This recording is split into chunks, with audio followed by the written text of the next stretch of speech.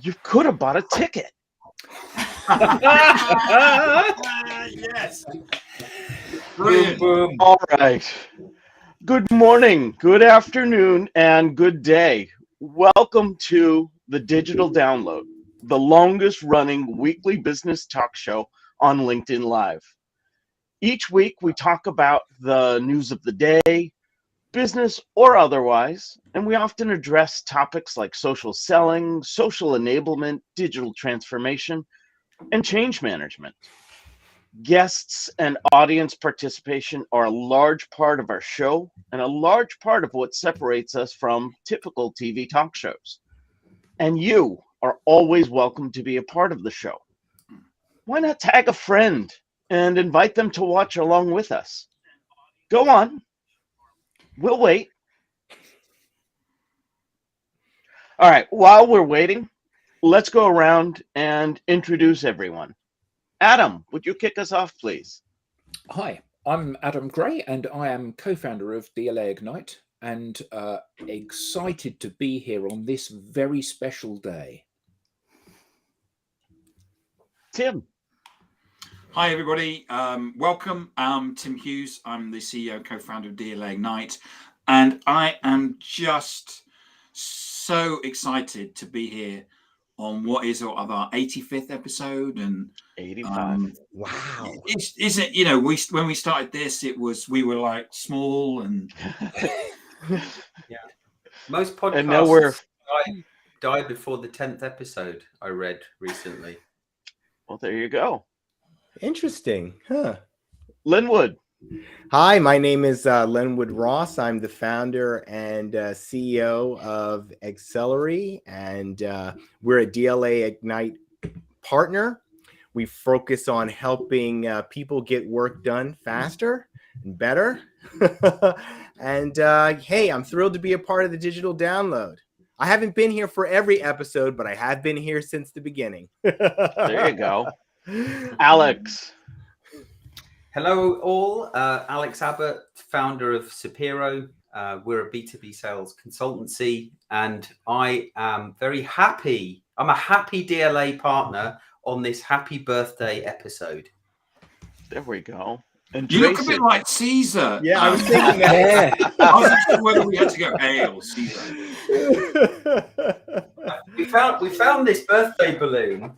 It says happy 60th birthday, and I just wondered. Oh, well. No one's made that milestone yet on this call, have they?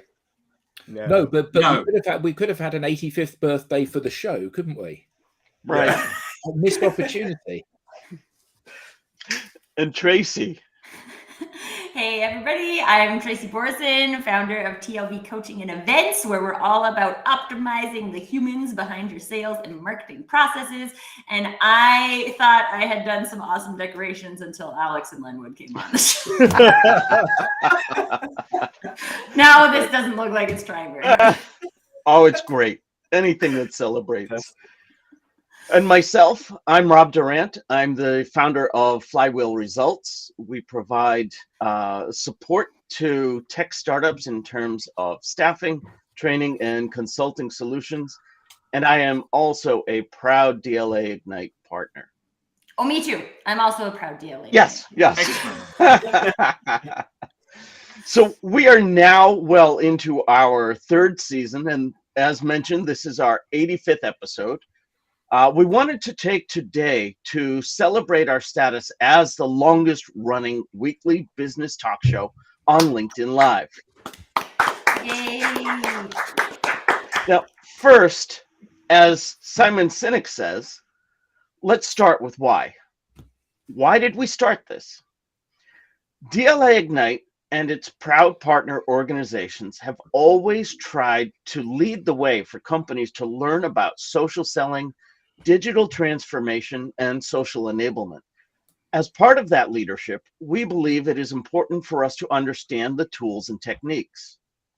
A former colleague and one of the driving forces behind the Digital Download's early days, Eric Doyle, put it best when he said, let me get this right. All right, so a book. Yes, right from the book. It's in print. Live streaming is a way to connect with an audience directly. It allows audiences to interact directly. It could be a place where people can feel they belong.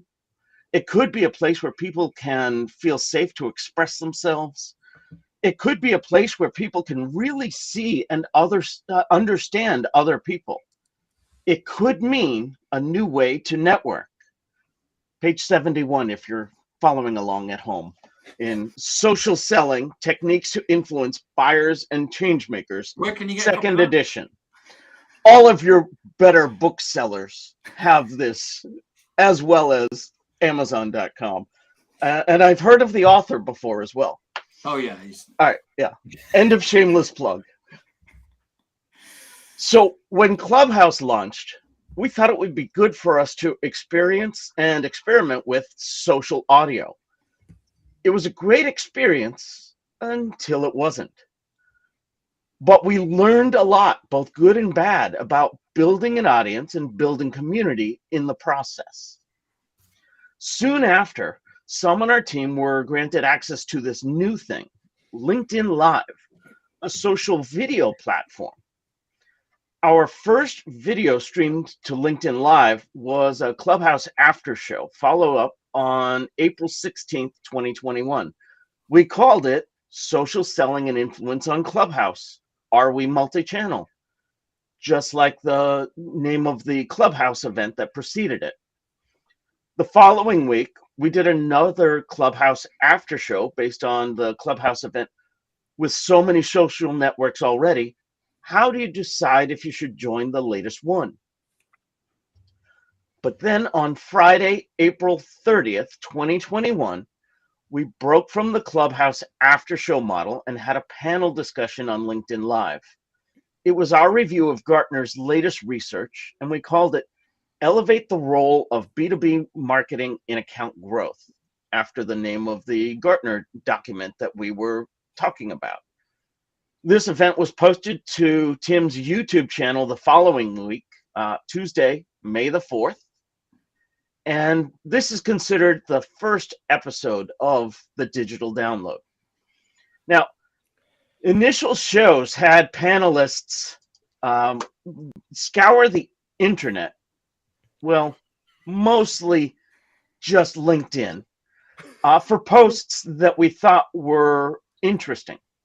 We would share the post with the audience and go around the panel discussing things we thought made them interesting. As the show evolved, we started putting themes to our shows. The content we would bring would center around a given topic. And what better way to learn about a topic than to learn from a subject matter expert? We started inviting guests to the show, and each was an expert in their given field.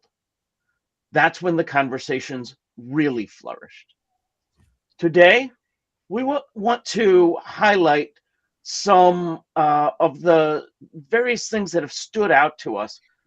So each of us will go around and share with the audience highlights of different episodes, highlights of different topics, highlights of different guests. Your typical clip show, if you will, without the actual clips, because that took too much technical work. Anyone care to share with us some of their favorite memories? Yeah, I'm happy to kick off with that. So it's interesting actually, because obviously we've been going for some time now, and it's hard enough to remember all the different guests that we've had on over the 3 years, let alone what they spoke about and the specific learnings. But I think it's fair to say that every single show, I certainly have learned something from someone, whether it was a topic that I was fascinated by or a topic that I became fascinated by as a result of the guest that came on.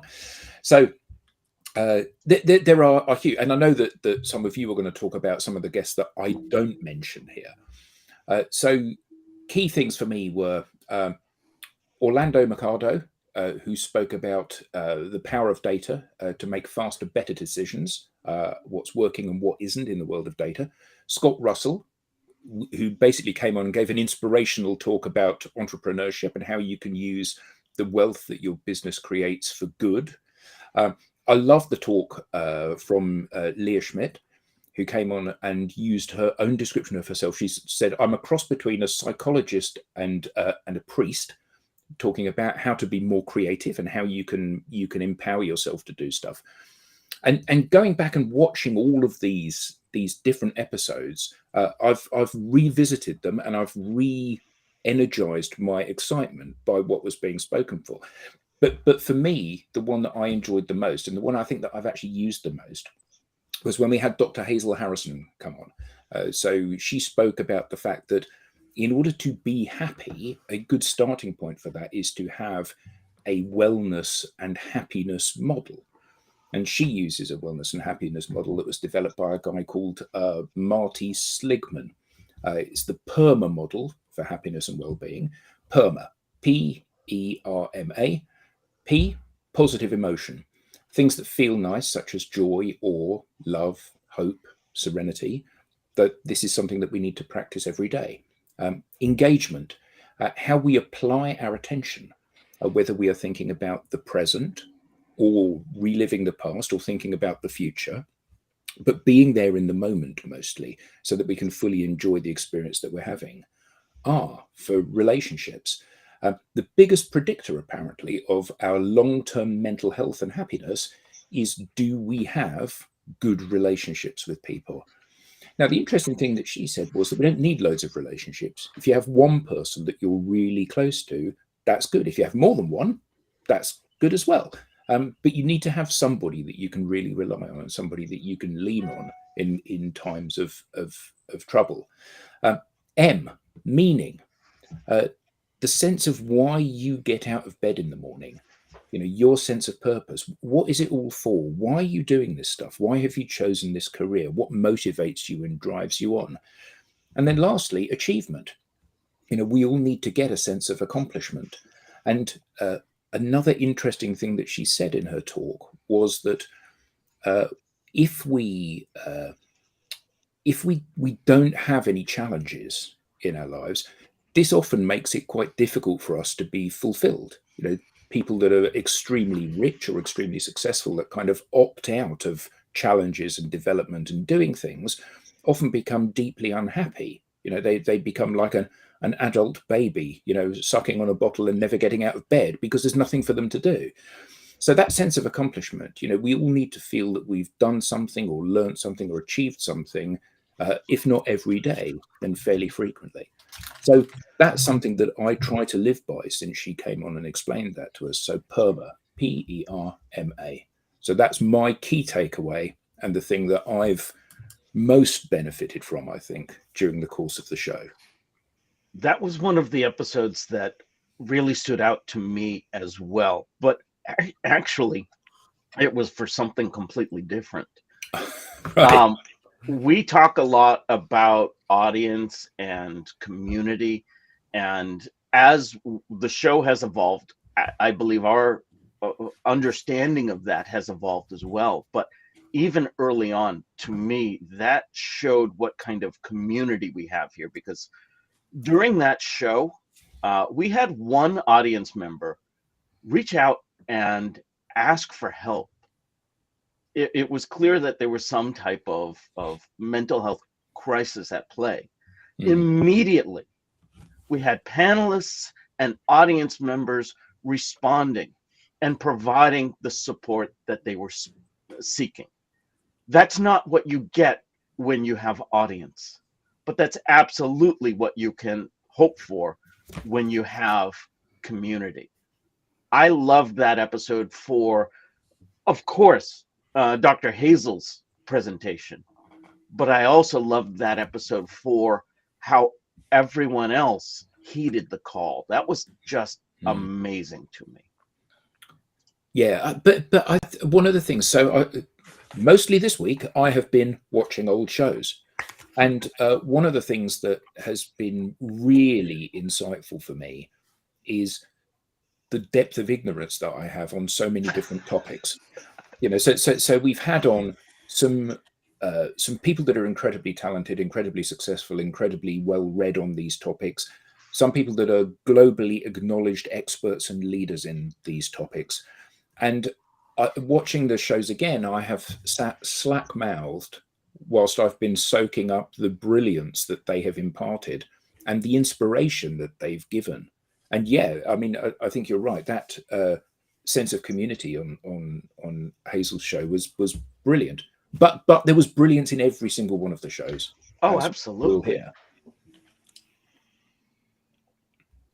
Yeah. There's also been brilliance amongst and a sense of fun from the people here on the panel. The thing that I remember is that one of the things that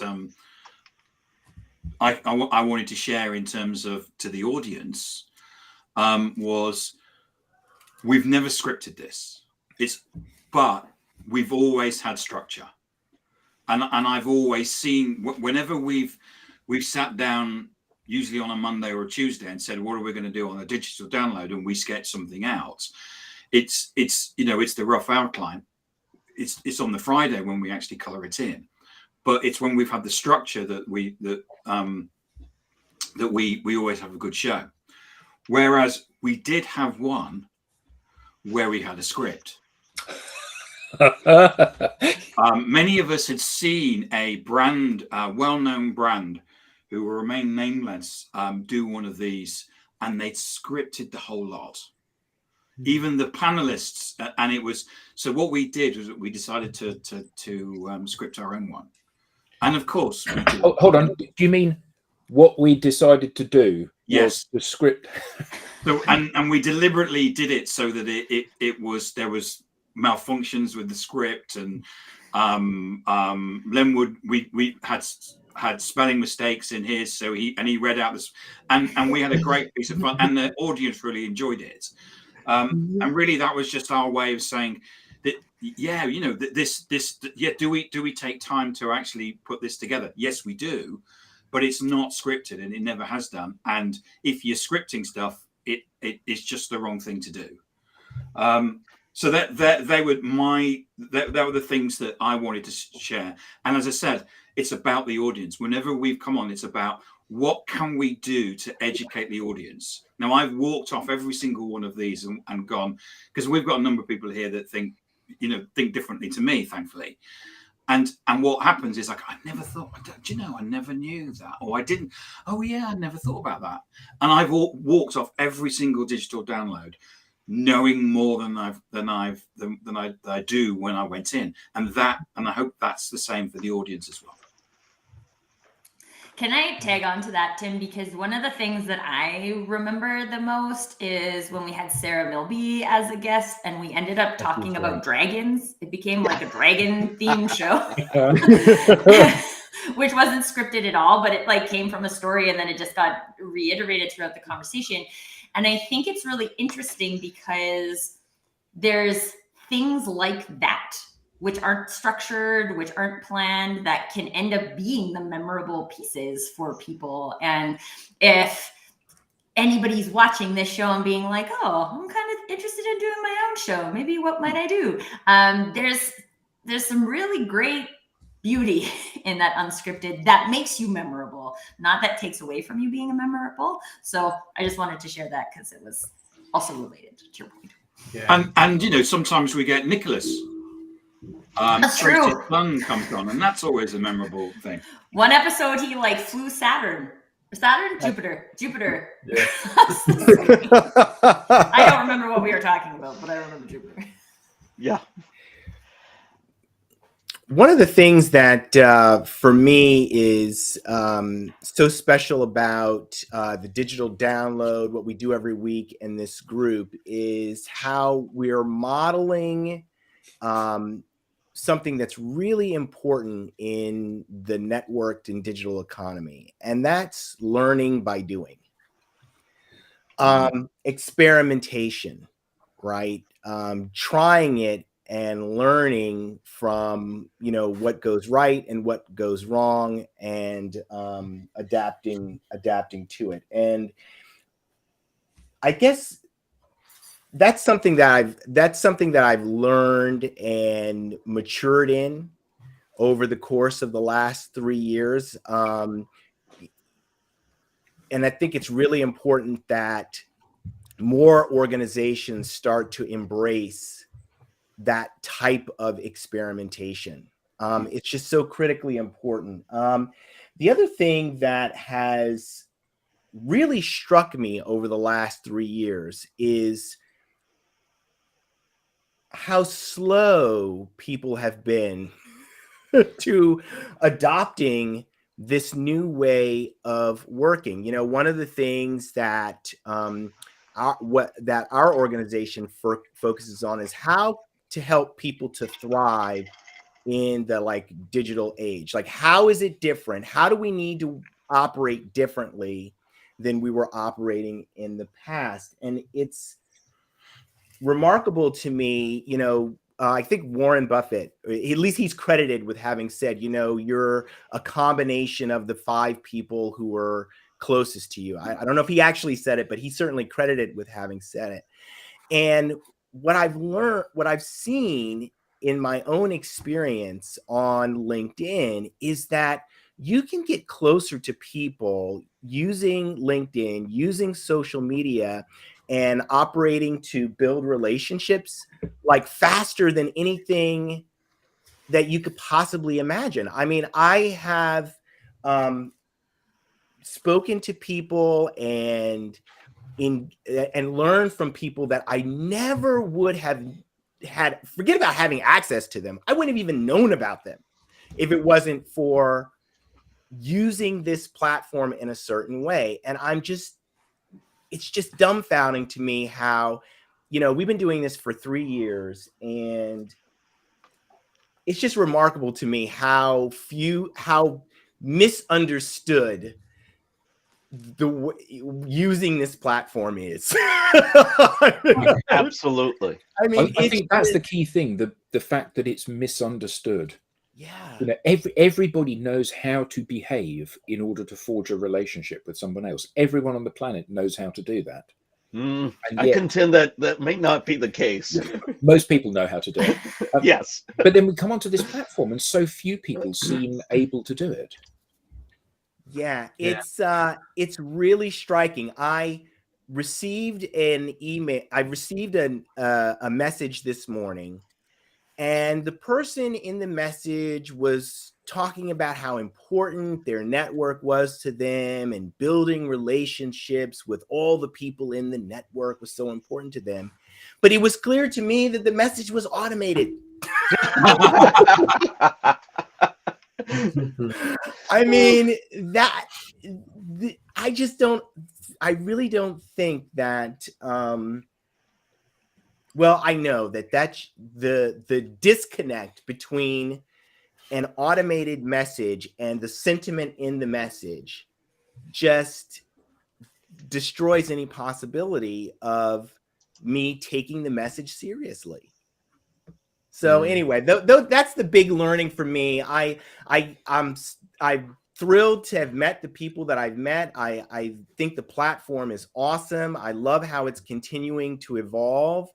And I just hope more people use the platform and LinkedIn Live in particular to take their ecosystem, customers, partners, employees on a journey. Like, we're all going on this journey, and that journey starts with conversation. And we can just get so much closer to the people that we need to be in relationship with to create value all around us using this medium. I want to build on 2 things that you were saying there, Linwood. The evolution and the conversation. Not only has the technology evolved and permeated, more people have higher speed internet access, more people have higher speed computers, et cetera, but what has also evolved is our expectations. It seems like expectations were, when you come on a live video broadcast, you have full studio production. You don't have sticky notes on the wall. You don't have your cat walking across your screen, et cetera, except that now that we have all been broadcasting from our homes, working from our homes, You have the real world, and everyone simply accepts that. That's the evolution that I think many people have yet to embrace. And then the critical part is that conversation. It no longer matters the production quality. It matters the content quality. What are you talking about? What do you have to say? What are you hearing? Are you listening? Are you engaging? I've had so much fun learning from so many different people just because I've shown up and tried to become a part of the conversation. So I love the juxtaposition of those two things that you brought up. Yeah, we got to be learning every day. Sorry, that's it. We got to be learning every day, and you can learn so much. Quick question to everybody. Quick question. What exam did you pass to come on here? Well, I had to. You didn't. No. You just turned up. And you yourself, aren't you? Yeah. It's so amazing. I don't know. I don't want to monopolize the conversation. But I think this is an important point about conversations and live shows and things like that, is that when you have a group of people, and like we have guests weekly too, right? Different guests with different personalities, and it's just people showing up, having a conversation. And some people are experts in, like last week we talked about community. I have a community. I know more about that. The week before we talked about AI, which I know very little about, and I was very much a student. And it's not about each person showing up as an expert every day in the topic of the day, but it's about sharing your expertise when you have it and learning when you're curious. And I think these are things in the human experience that are really rewarding for people. And when you have a space where you can come and be yourself and literally be like, I know absolutely nothing about this. Let's go. Yeah, exactly. It's fun. It's that curiosity that you bring that increases the value. I mean, if we have a subject matter expert on talking about AI and you have no idea, but you're really curious and you ask some good questions, it's the same kinds of questions that many in the audience wanted to hear as well. And it really facilitates the conversation. And you're learning. If you're learning, you're growing. I love the fact that that people are coming on the show. This is us and the guests to help and to educate and to share, not to pitch. You know, there's nothing attractive about being pitched at. There's something very attractive about sitting there and soaking up all of these ideas and these concepts that you were unaware of prior to that moment. And I love the fact that everybody that's come on has been utterly selfless and so generous with sharing their expertise and knowledge with anyone that cares to tune in. And, you know, whether we're talking about how to develop a brand, how to be more confident, how to use data, how to be an entrepreneur, how to sell, whatever it is, people have come and brought their very best ideas and put them out there for people to benefit from. And they've done it in the chat as well, because sometimes with specific topics, we attract other subject matter experts and they share their expertise as well. And that is awesome. And I think that the beauty of this, and Robert said, ha, ha, ha, in quotes, experts. And I think that's a really good point. You know, he is an expert in his field.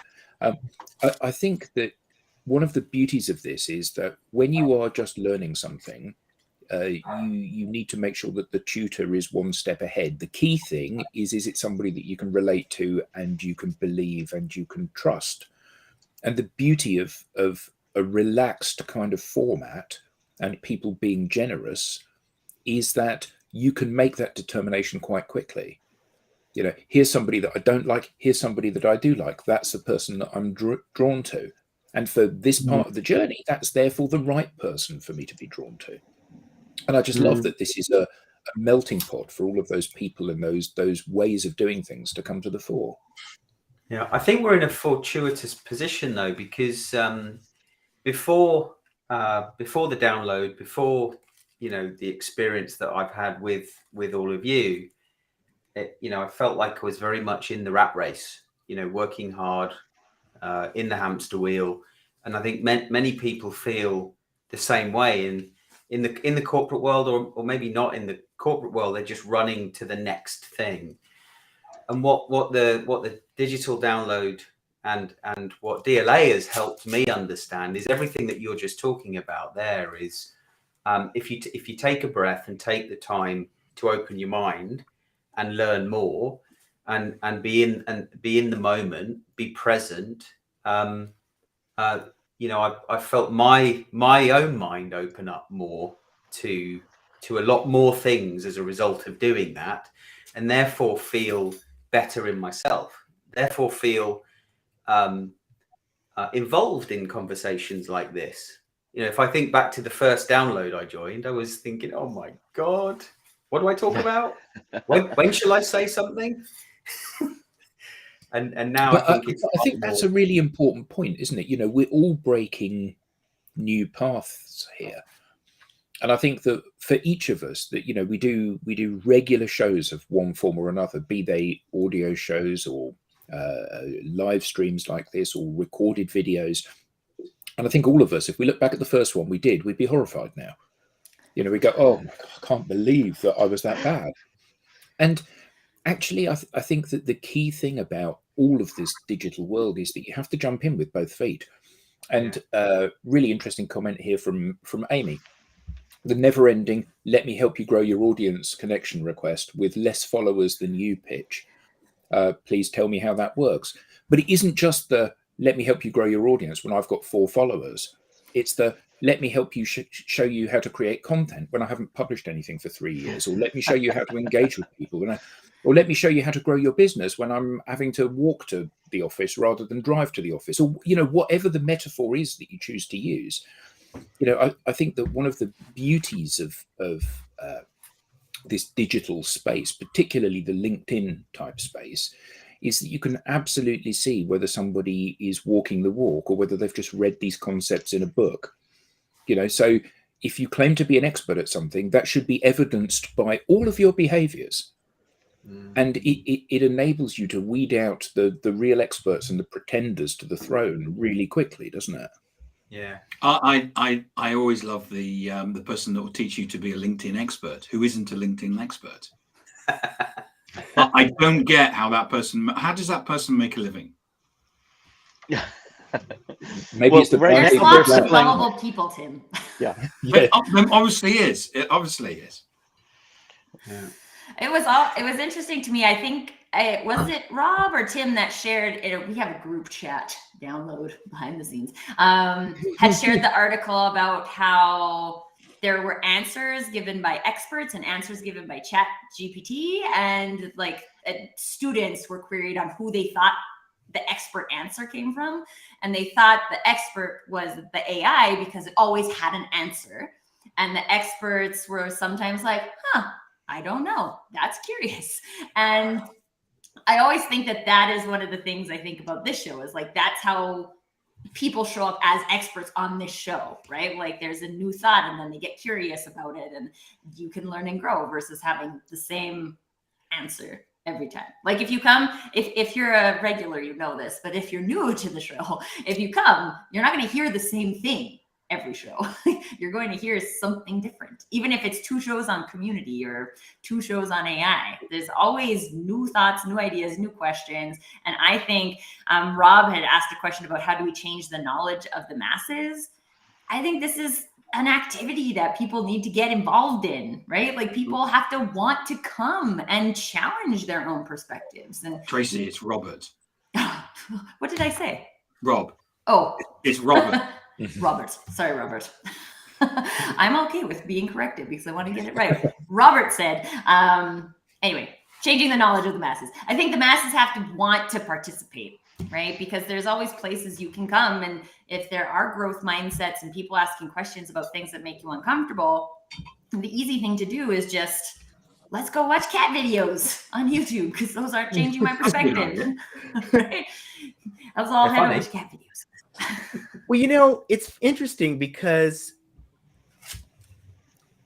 I think there's a tendency among people when something is unfamiliar to say, those people know, and I don't. And so I really don't have anything to contribute, or I really don't have anything to share. And I can remember being in corporate America and having the realization that the executives or more senior people really didn't have any answers. That they were just figuring it out. And I always had this impression like, they had the answers and I didn't have the answers, and I kind of needed to. But then once I realized that they didn't have any answers, then I realized that I could participate and offer, what I had, whatever that is, to the conversation, and maybe change a perspective, or, just by sharing, my viewpoint. So I say all that to say, we're all on a journey. Everybody's on a journey.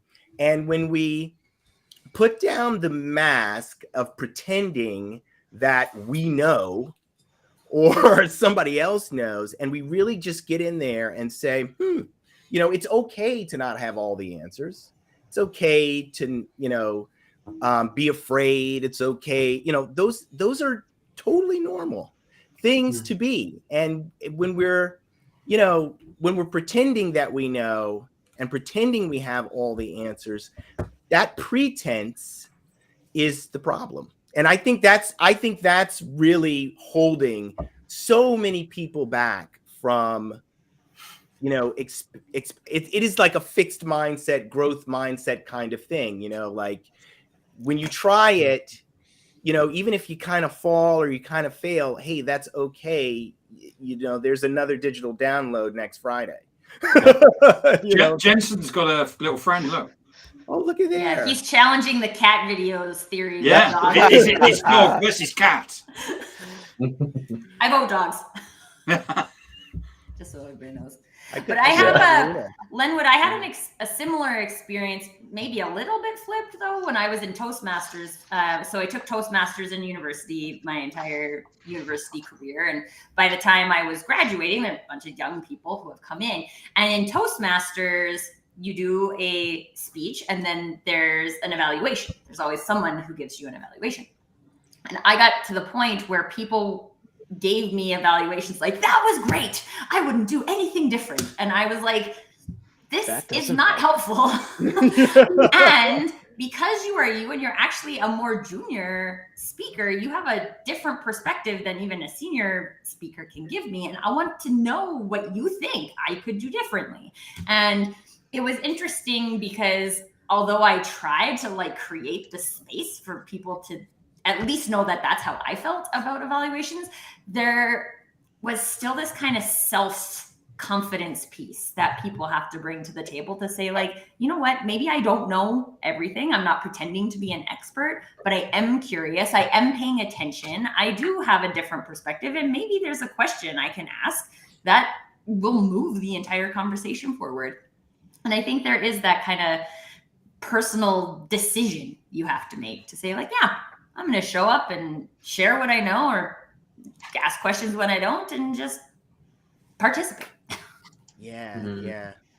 When you have that, particularly on social media, and one of the things that Adam and Tim really helped with in terms of, these guys are the innovators, right? And so they've helped all of us to develop and grow. And, it's just that putting that, the first article that I wrote, it's kind of funny. The first article that I wrote, published on LinkedIn, there were 2 likes on that article, me and my assistant. Nice. And it was okay. I'm still here. And 80 some articles later, many more people have read them and liked them and provided comments. So, it's just, I do think there is this element of, getting out there and not, just overcoming that fear of failure, that fear of rejection. That was something early on that was really challenging for me, that fear of rejection. Those are real things that people need to address as they're going through this journey. But it's really important to be able to address them, because how we meet people and build relationships has changed. Yeah. And we've got to be able to get out there, because all of this is just getting so much faster. Now we've got AI that's really, I would say I was a little more negative about AI. And then yesterday I had an AI experience that was like, oh, like this is the best thing ever. Like it transformed my thinking about AI and how AI might be able to help me. So I'm just saying, like, all this new technology, all this stuff, it's just advancing forward. And if you're not getting out there and trying something, you're getting farther and farther behind, and that's just not good. Yeah, I think the trying thing is the key thing here. So people become paralyzed by fear, don't they? And they think that I've never written an article before. When I write this article, everybody will leap in and tear me to pieces, and I'll be ridiculed, and I'll never be able to write another article again. But we know from experience that actually to have people read your article, that's the challenge. So the first article you write, it doesn't matter how bad it is, nobody's going to read it. Or the third, or the fifth, or the maybe your assistant. But like the first show you do, no one's going to come to it. So actually, it doesn't matter how bad you are, it isn't going to do any damage. And it's going through that learning, and you can practice alone in your bedroom with a microphone, but there's no substitute for actually going live and trying it. There's no substitute for connecting to somebody you don't know. There's no substitute for joining a conversation that's going on. And the only way that you get to that is by simply doing it. Yeah. So on that topic, Adam, I was just going to say, with the whole kind of fear of posting, I think you could look at fear in two ways. You can, and I kind of use it as an acronym that I've kind of like to coined myself, but it's not mine, right? It's, you can face everything and run, or you can actually face everything and rise. So if you write that out, it's exactly the same using the letters, but it's just it's your choice, really. It's up to you to run away from your fear, or it's up to you to rise and face it head on. That's beautiful. Yeah, Very great. awesome. I think it's safe to say you did coin that. You're the first. We're all going to give you credit for it.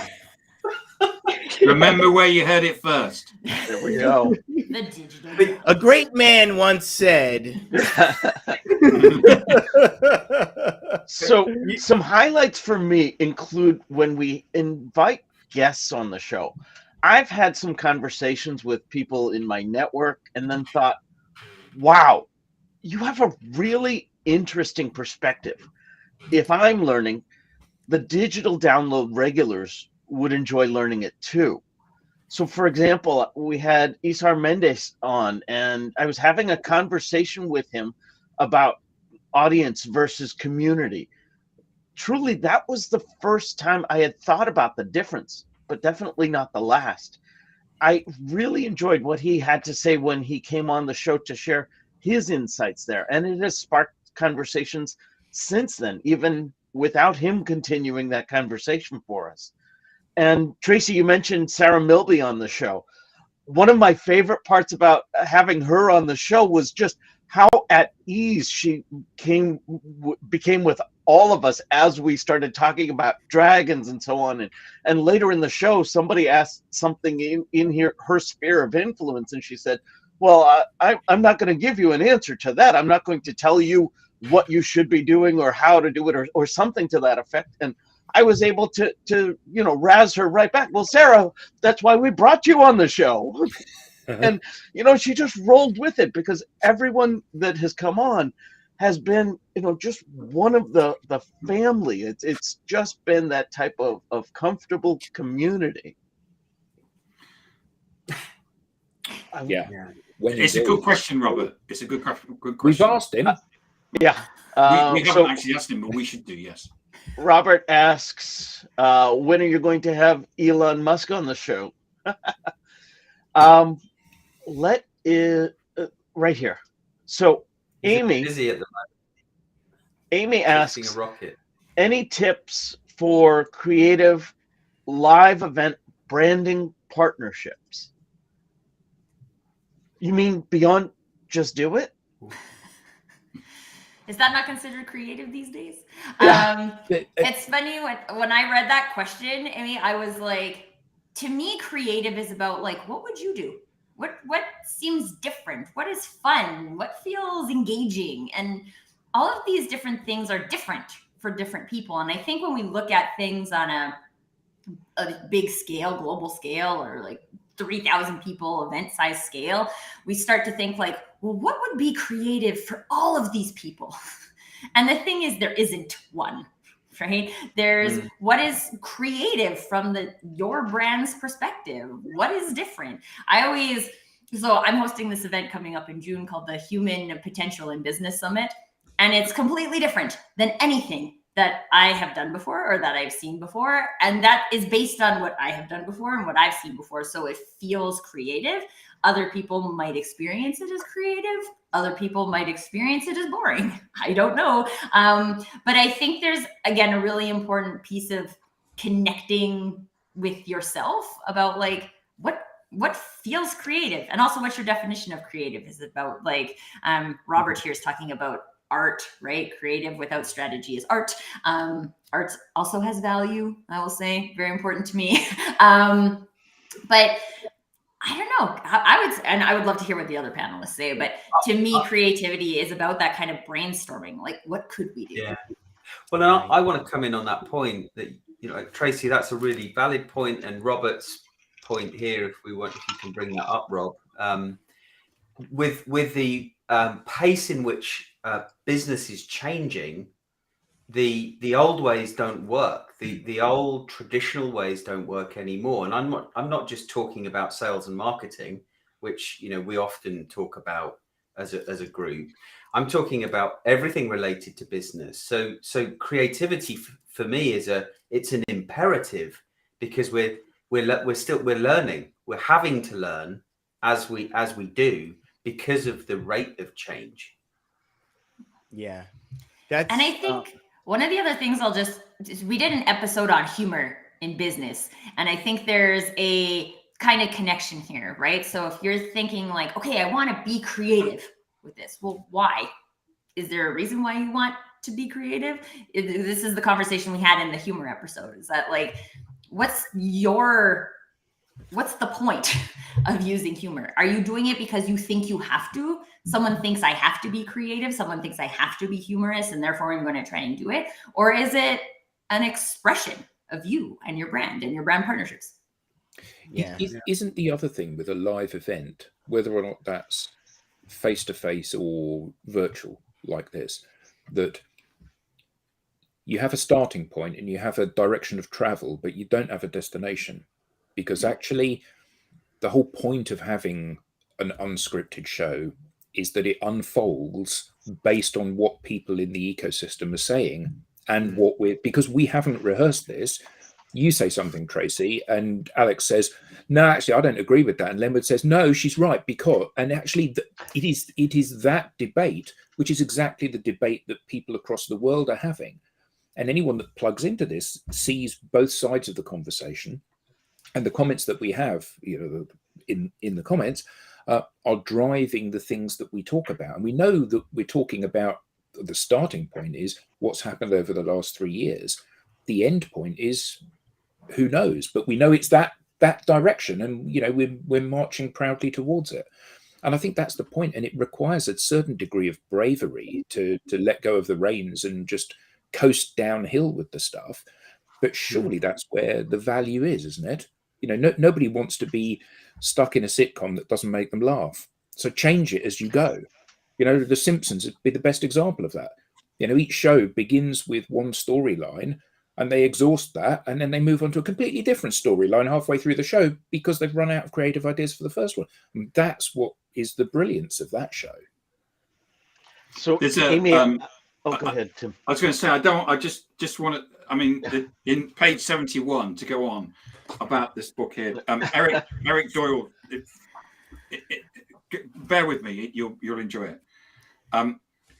What Eric Doyle says, and I think this is something that's a fundamental should be part of any podcast or live stream. And he talks about do something unique, funitize, not monetize. We always make sure that we never pitch on when we come on and we do this. We're not ever selling. Create a digital space where professional people can relax and have fun. We have a psychological safe space where each of us can disagree with each other, but we can still remain friends. And in fact, disagreeing with each other is encouraged because that's often the way that we learn. Create a community of support and togetherness. And that's what we've been trying to do with the audience. And many of us have connected with the people in the audience, and the audience connect with each other. And quite often we'll have a discussion going on in the audience. And the final point is what Eric says is make it all about the audience, not the presenters. Mm-hmm. And I think that's a really powerful. And if you don't have the book, it's social. Anyway, sorry. So just to build on that a little bit, Amy, I was having a conversation with somebody over the weekend about this very thing. So my glib answer of just do it, well, probably not enough.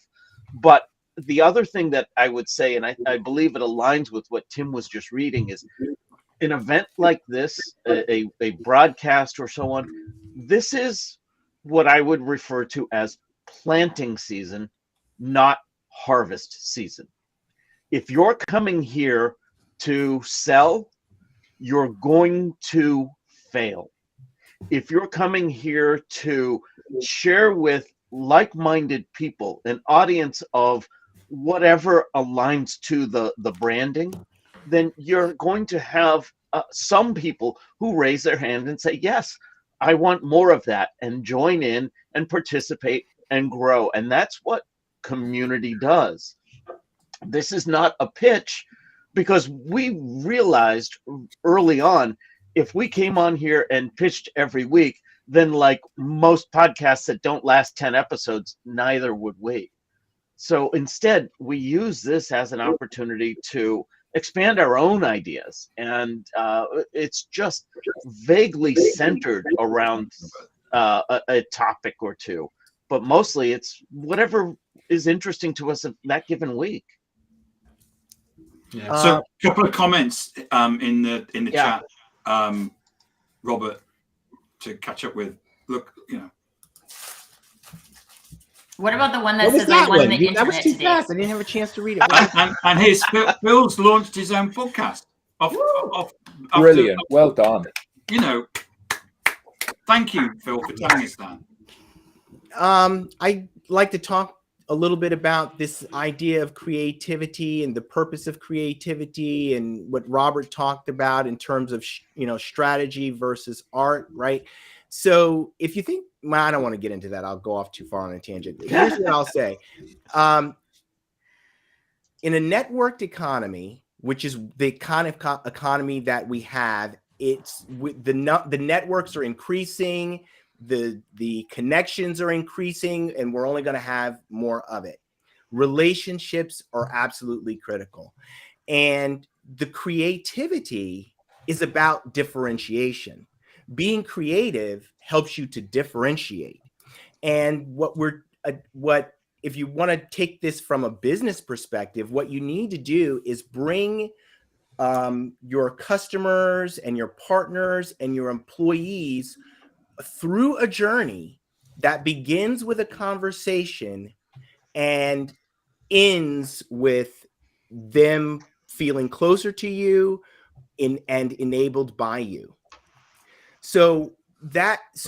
And community is like halfway in between. And when we're building a community, we're actually not thinking about the people who are participating as an audience. The participation is what makes it a community. So, that's so I think there's like a misunderstanding, I will say generally, about what engagement is all about. And, that's why you see so many people come onto LinkedIn and they want to monetize an interaction, but it's not about the interaction. It's about starting with a conversation and moving the partner, customer, employee from conversation to participation to enablement. Those are three different levels of engagement. And when we're partnered with someone, when we're making something with someone, that's as close as we can get. That we're going to be building trust, we're going to be doing something together, and we're going to feel better about each other after we've created that thing. But surely going viral is going to make us millionaires, right? Surely. So my favorite guests were Brent Adamson. I mean, Oh, That was yeah. a good one. going back to what Adam said about selflessness, he said, he came on and said, you can ask me anything about Challenger, you can ask me about anything about what I'm doing now, you can ask me anything about the research we did at CEB or Gartner, and we went into a lot of detail, and we could have stayed on there for more than an hour. I mean, we ran, in the end we ran out of time. Simon Kemp. Yeah, Simon was awesome. So Simon, if you don't know, for the audience, Simon creates this research. It's become the research on social media. If you don't follow him on LinkedIn, you should do. And he comes out every quarter and he dissects all the different bits of data and comes up with insights and conclusions. He came on and he talked about all kinds of different things that are going on, like the difference between search and the difference between discovery, because he'd recently come out with some research that shows that now most people under the age of 30 use social media to search rather than actually go into search engines. And this was actually before all of the stuff about ChatGPT. So, he was a guest of mine. And the final one was 11 months ago. Patrick Joyner joined us from the Institute of Sales Professionals, where we launched a certificate that we got from the Institute of Sales Professionals. So those are the three highlights for me. Plus, we joined a special club. It was last week, wasn't it? We joined a special club, which was we got trolled. Yes. That's right. I wrote that down, actually. I mean, if you're going to put yourself out there, eventually you're going to get trolled, right? Well, yeah, we may not have gone viral, but we did get trolled, so that's a tick, isn't it? Yeah. That Simon Kemp episode where he talked about discovery, that was a significant aha moment, because when you're active on social media, you're going to discover a lot of things. And I think that if more executives understood the discovery that happens on social media, they would encourage a lot more, because that's one of the things that Steve Jobs talked about in terms of why they created the Office and why they put things together, because they wanted people to bump into each other and have conversations and discover something. For those that may not have heard it, so when we use search, what we do is that we go to search for an answer. So it is, give me the top 10 Italian restaurants in London. And the problem is that what happens is that we quite often go to search and it gives us the wrong answer. So if you go to search, go to Google and say, give me the top 10 CRM systems, it doesn't actually give you an answer because everybody buys that search. But what we do is that we go to social media without necessarily understanding the question that we want to ask. In fact, and that's where we're doing the discovery. All right. We are at the top of the hour. You gotta go, Rob. So I wanted to thank everyone again for being active participants. Thank you to our audience. Thank you to the panelists. Thank you for 3 great seasons. Let's continue this process. This has been fabulous. Until next week, everyone. happy birthday, everybody. Happy birthday! Happy birthday.